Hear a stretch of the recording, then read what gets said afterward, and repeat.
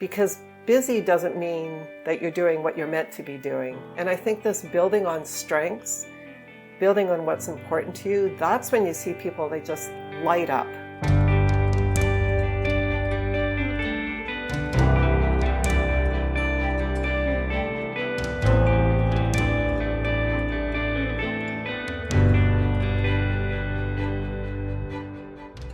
Welcome to Women's Wealth Canada. I'm Glory Gray. When my friend Stefa retired, she was burnt out and ready to jump at the first shiny thing that came along. In her case, it was learning to sail offshore. Yes, it was exciting, but something was niggling away inside. At times she was lonely or just bored. So she set out on a journey of self-discovery. And this journey revealed she was living a life inconsistent with her authentic self. Stefa delved deeper into her values and repurposed her Master of Health Science and her Royal Roads University Executive Coach training and became a certified retirement options coach, supporting clients to explore and plan what they will do next in life. Can you relate to Stefa's story? Are you at a crossroads and wondering what's next for you? Well, you're in luck because Stefa Katamay that is my special guest today. Grab a hot or cold beverage and join us as we tackle the real questions you should ask yourself before retiring. Tell me more about your thoughts on the idea that retirement should be viewed in 5-year chunks of time. I was inspired by the work of Bill Burnett and Dave Evans. They wrote a book called Designing Your Life. It was originally written for people just graduating from university. They've subsequently written other books on designing your life at different stages. But they talk about think through what you want to do. Like ask the right people all the questions, do your research. They propose choosing, say, up to 3 options and then just pick one. It won't matter if you've done all the research. And stick with it for 3 to 5 years. If it sticks, great, you can carry on. But if it doesn't stick or you've learned things and you think, oh, I want to tweak this, well, you know you've already looked at some other options or you've given this one enough of a chance that you can refocus. And I saw that time frame work for myself. So I went sailing, for instance, for 4 years. And at the 4-year mark, it kind of went, I've done the learning and growing in the kind of way that I want to, and something's missing. And it was okay to shift gears because I heart and souled it, learned tons, mainly about myself, and then shifted to something else. And I was just talking to a client today who also said, I can barely remember 3 years back. So thinking through 3 years ahead seems like just about the right amount of time when things, they may change because of illness, they may change because of injury. These are just things that happen more as we get older, even if we're young retirees. But that seems like a doable time frame. I see the same thing. I do tend to talk to clients in 5-year segments. And I think it's because, as you said, often it's because either your spouse or yourself has a health event, which is all the more reason why we should do all we can to stay healthy. People in retirement, I see them move locations, move homes every 5 years or so. So I like, though, the idea that you've taken that even further and really delving into what that means for your clients. Now, what does it mean? I've heard you talk about authenticity. And what does it mean to be authentic? Does it mean being unfiltered? Or how do you know when you're not being your authentic self? Yeah, and I think that's a good starting place. How do you know when you're not being authentic? To me, the authentic you would be somebody who acts in a manner that's consistent with your values, consistent with what's important to you, builds on your strengths, perhaps has a sense of purpose and works in alignment with that sense of purpose. Even without the purpose thing being figured out, that alignment with what's important to you and what you're good at, you feel on, right? Like in the workplace, you feel on. Sure, work can be hard, but sometimes, oh, you have those sweet moments of bliss. But when you're misaligned, you're grumpy. Your body may hurt. There's just this, things feel wrong. Like work, for instance, in particular, you just might feel like, hard is hard, but work doesn't have to be hard all the time. And yet that authentic person, and I see this in retirement too, like people are going, oh, I'm so busy, but something's still missing. So they're not aligning what they're doing with necessarily what's important to them, because busy doesn't mean that you're doing what you're meant to be doing. And I think this building on strengths, building on what's important to you, that's when you see people, they just light up. You asked about, is it being unfiltered? And I've seen this too. People are just saying, I'm just saying, I'm just telling you how it is. Well, sometimes it's just mean. Being authentic is really about, it's self-knowledge. It's not about imposing yourself on other people. It's knowing who you are and how to show up in the world consistent with that. Everybody benefits. So why do we wait? I mean, you were talking about doing what does feel good to you, doing what is aligned to your values in retirement. Why do we wait until we're in our 60s before we seem to hit our stride? What was happening before then? I think there are two threads to that. One piece is about, some people enter the work world and they know what they're meant to do. They were put on this earth for a mission and they were almost born knowing. Lucky them is all I can say. There are other people, they've received good guidance, good support, and eventually also move into those areas that they can be authentic. They align with their strengths, they keep building and growing.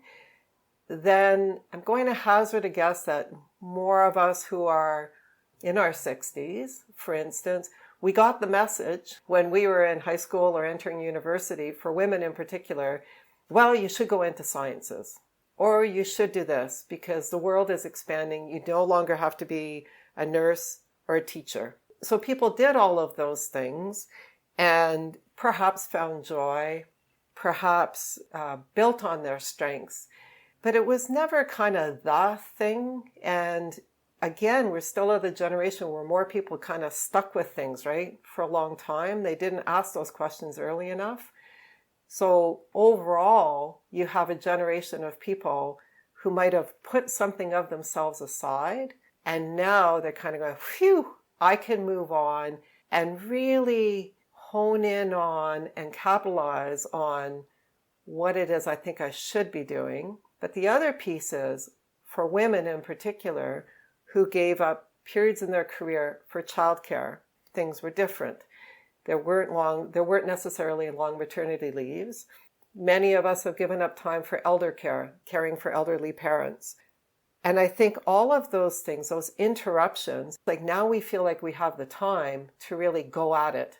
So people are hitting their stride later in a way because there are too many other demands at other times of life to really do that. So I think it's the context in which we all went through as young adults, and some of it was opportunity. And it's just so exciting to see people too going, yeah, that was then, it was good. But now I'm realizing more what's important to me. I'm landing more on what my skills are, or I see what my skills were, but they weren't, really capitalized on my career. But now I can do that, or now I see how I can do that. I think some of it is the freedom that comes with a bit more time to think and redirect. Do you think that women even more so find their authentic self in these later years and perhaps are discovering that more than when they were younger? I think so, because again, just for whatever this cohort is, let's call it baby boomers. I would be at the end of the baby boomer. We didn't have a lot of role models of people, of women working full-time outside of the home. Many of us still got the message, you should be a wife, you should be a mother. How could you go to work and leave your children at home, right? So I think we're kind of being torn more in two different directions, even if we pursued work in the best way possible. So I think that there's this whole piece about rediscovering yourself, right? It's not giving up that you're a mother, but it's letting go of some of those responsibilities that you had when you had younger children. I see in my female clients this rediscovering of passions, rediscovering of some sort of core element that never went away. It just kind of went on holiday. So you have mentioned retirement then a couple of times. What is the place of work in retirement? If you're working, if you decide, well, I'm retired, but yet I'm still working, are you actually retired in that case? There was a survey done, it's the Canadian Community Health Survey, and it looked at age of retirement and kind of how people, age of retirement, and then whether or not people went back to work. And the one stat that I think is stunning is the younger that people retired, more people who retired young returned to work. They didn't necessarily return to work for money, although some did. Around 50% returned to work because they like working. They like being active. So these are people who are retired, who have returned to work. Some people who returned to work, they went for financial reasons. Another 50%. Around 30%, well, an interesting work opportunity came along, so they went back to work. 30% didn't like retirement. And then 25% wanted a challenge. So it really begs the question, especially now, we're living so much longer, and yet we read in the papers and people are talking about retiring younger and younger, retiring in their 50s. My question is, what are you going to do? And more importantly, we need you. We need people. Really give as long as you can in whatever way that you can, whatever your strengths are. We need people to be contributing.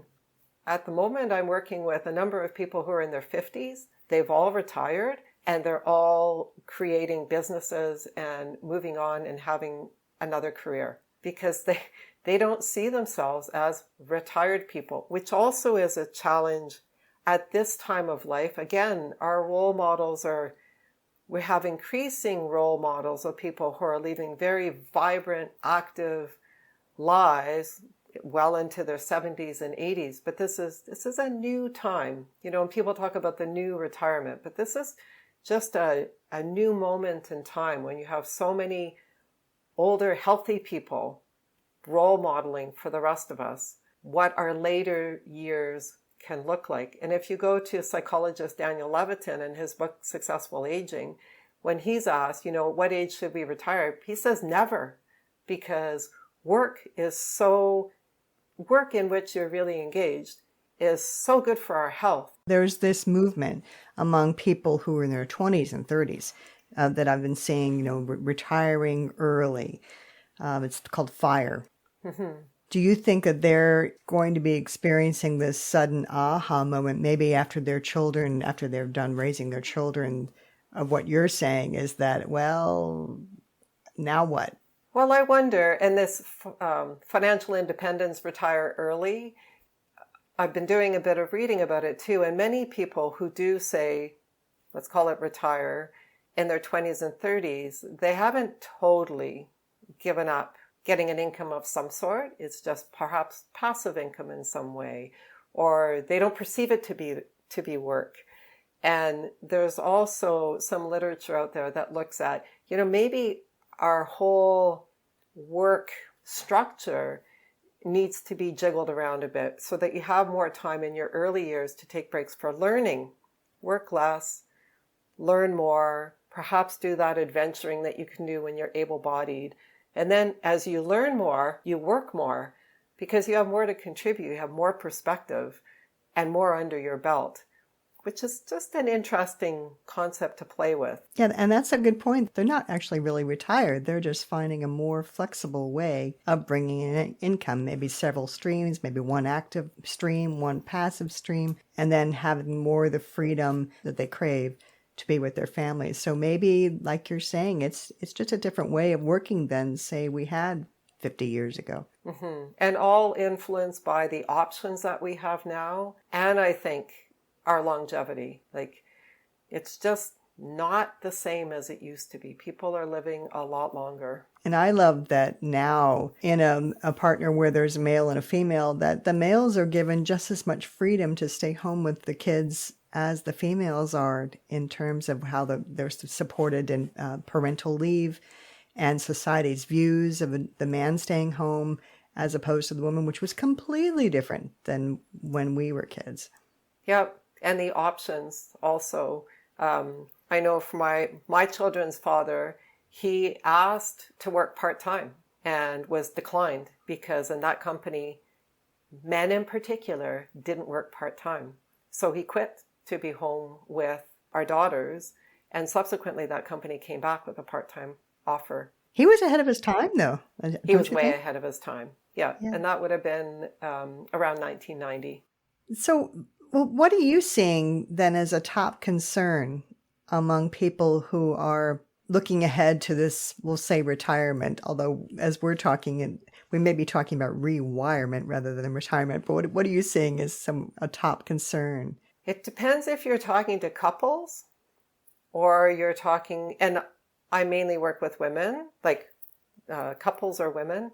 And among couples, I was quite surprised to see that the primary concern was actually having different needs. So people are already looking ahead and anticipating different wants, wanting to do different things, wanting to achieve different kinds of things in retirement than one another. And so how do you support one another to do that? So I think that's really interesting. And the other thing that comes up is like this really looking forward to freedom and being concerned about purpose.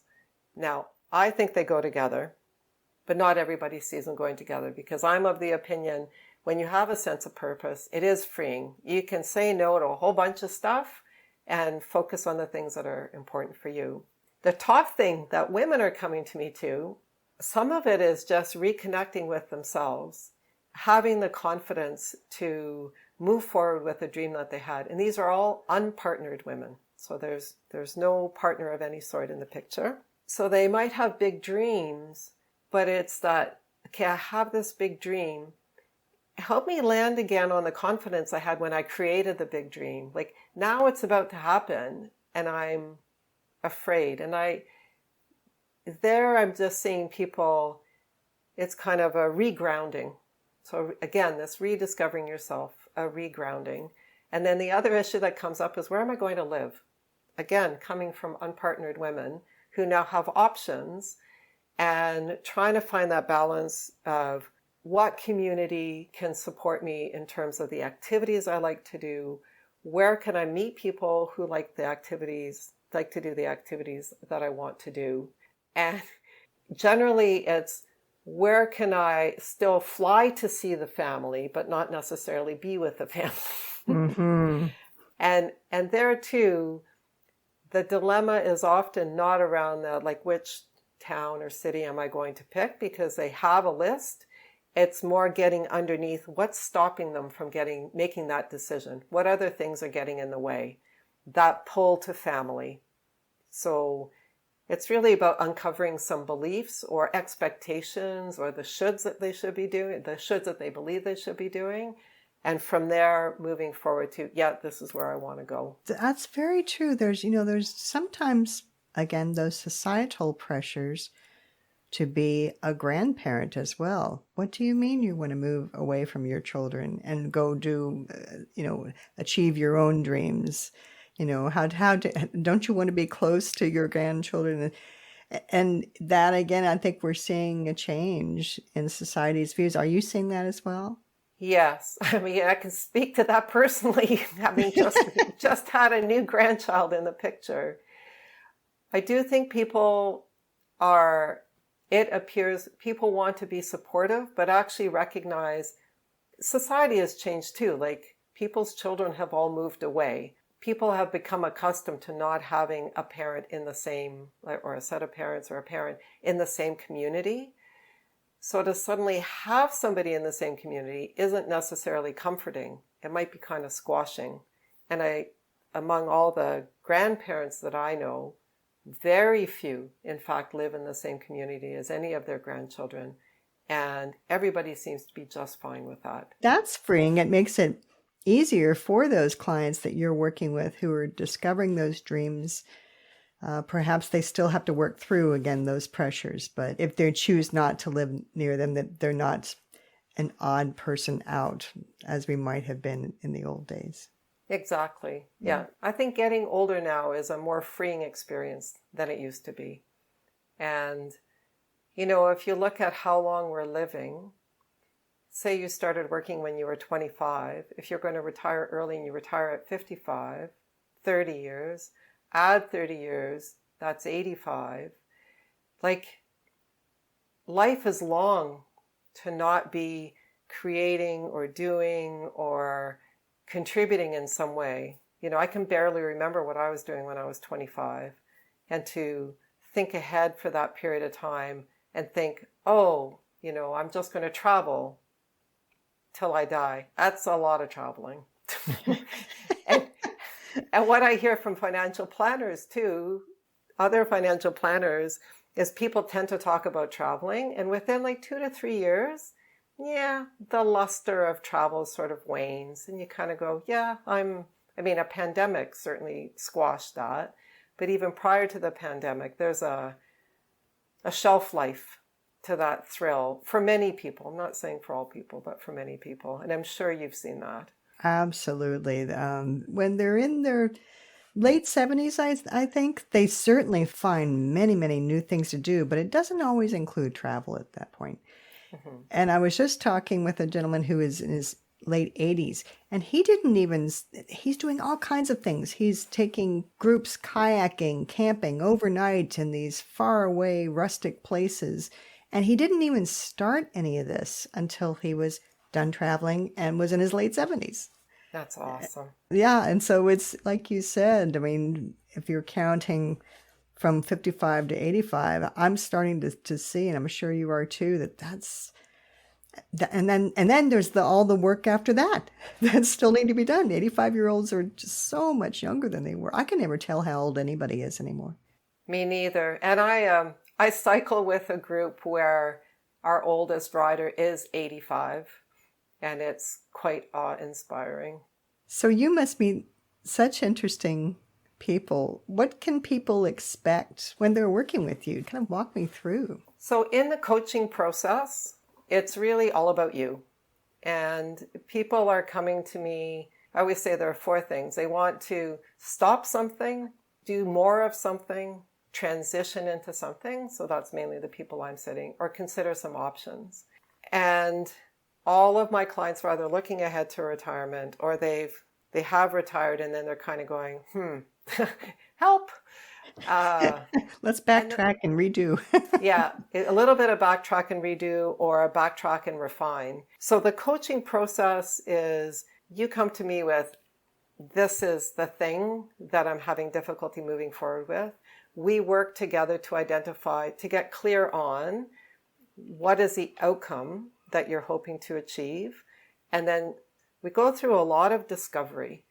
So it's not me offering advice, it's discovering within you, what are your values, what's important to you, what are your strengths, and I give people exercises to help them realize all of that. And all of that discovery informs, how are you going to get to from where you are today to where you are later.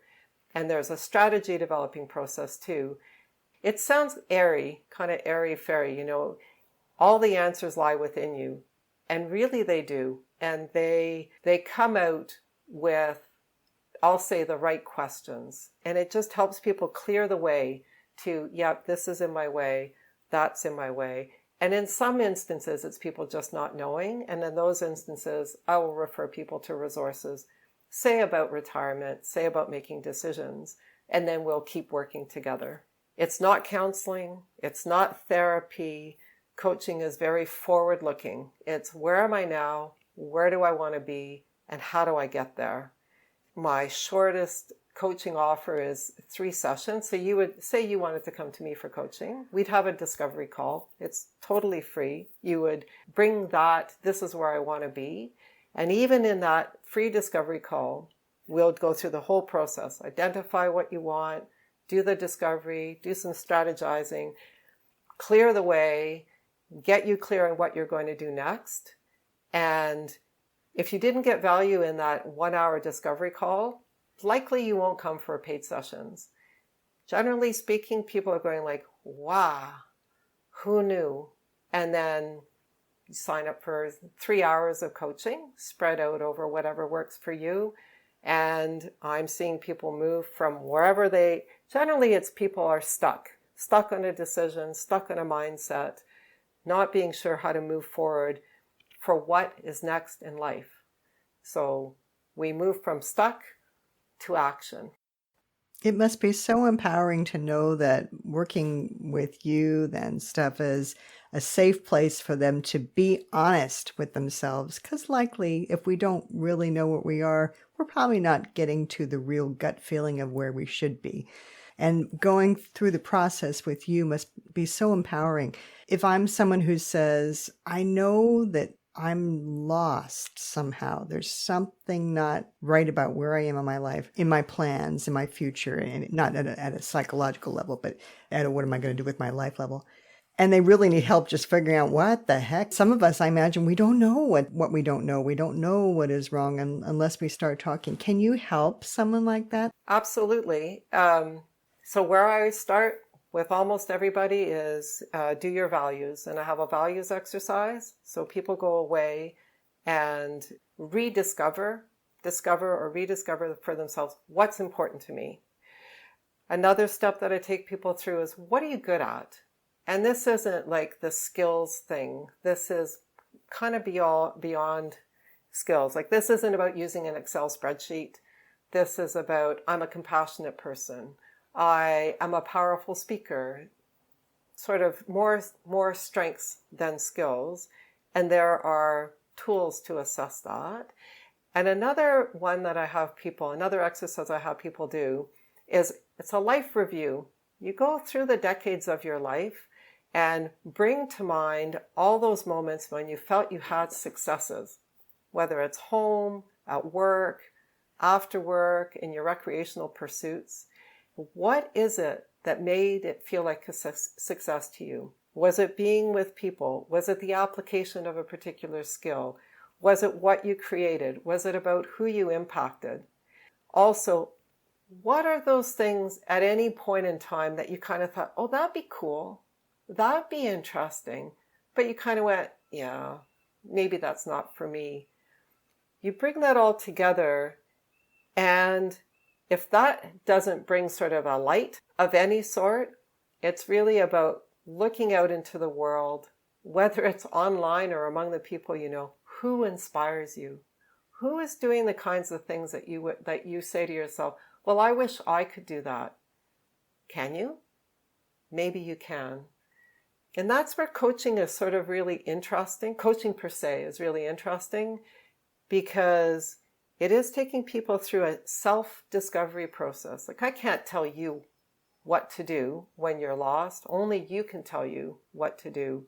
But it's providing the tools and resources to go through that discovery process. And then through my workshops and through my writing, that's where I put the content out, for sure. Yes, you do. If anybody isn't following Stefa on LinkedIn, please do, because we have such interesting discussions with so many people about topics that she's put out there and ideas that she's put out there. Is there maybe some kind of a free offering that you have for our listeners, or can they go to your website and maybe download something interesting that you have? So I encourage people to go to my website, which is nextinlife.ca, and sign up for my newsletter, which only goes out every 2 months or so. So you're not going to be inundated by any stretch of the imagination. And it's in that newsletter that I bring together either book reviews that I've done, experiences that I've seen people having, retelling people's stories, and providing a commentary on kind of what to expect really as life goes on. I like the storytelling because as we hear about other people's stories, we generally see ourselves in some element of it. You know, if somebody was stuck, maybe we'll identify with where they were stuck. If somebody was inspired, maybe we could see a parallel in our own lives for where they'll feel inspired. So visit the website, see if there's something that resonates for you, and reach out. And the whole business about having a free discovery call, it's sitting right there. And if it's a matter of just getting to know me, that's fine. But generally, it's a free coaching call. So bring your problem. And I abide by the International Coaching Federation Code of Ethics. So absolutely everything is strictly confidential. And is the website the best place to reach you, Stefa, or are there other ways? The website and through LinkedIn at the moment. In September, look for next.in.life on Instagram, and I'll be pressing through there 3 times a week. And we'll put all those links in the episode notes for our listeners. Thank you so much for being with us today, Stefa, and sharing this knowledge of yours and helping us get excited about this next chapter. And thank you for having me. And it is absolutely an exciting time of life. Don't ever let anybody tell you you're getting older. You're only getting better. Wise thoughts. Thanks so much, Stefa. That was Stefa Katamay, and her company is Next in Life. I want to point out that Stefa has no geographical boundaries with her business, so whether you're in Halifax, Nova Scotia, or Halifax, West Yorkshire, she can help you. You can find her contact info in the show notes. Have you ever faced a crossroads in your life? What helped you in your decision? Join in the conversation on our Facebook page at Glory Gray Wealth Solutions and share your thoughts with us. What is the one question you always wanted to know about money but were afraid to ask? Email us at hello@womenswealth.ca with your question, and we may feature your question in a future episode. Want to review this episode later in a text version? You'll find transcripts on our blog at womenswealthcanada.com. Until next time, this is Glory Gray, your personal trainer for financial fitness, telling you to take charge of your finances, plan for the future, but most of all, enjoy today. And bye for now. This podcast is for informational purposes only and should not be construed as investment, tax, or legal advice. It is not an offer to sell or buy, or an endorsement, recommendation, or sponsorship of any entity or security cited. Mutual funds offered through Portfolio Strategies Corporation. Other products and services provided through Glory Gray Wealth Solutions.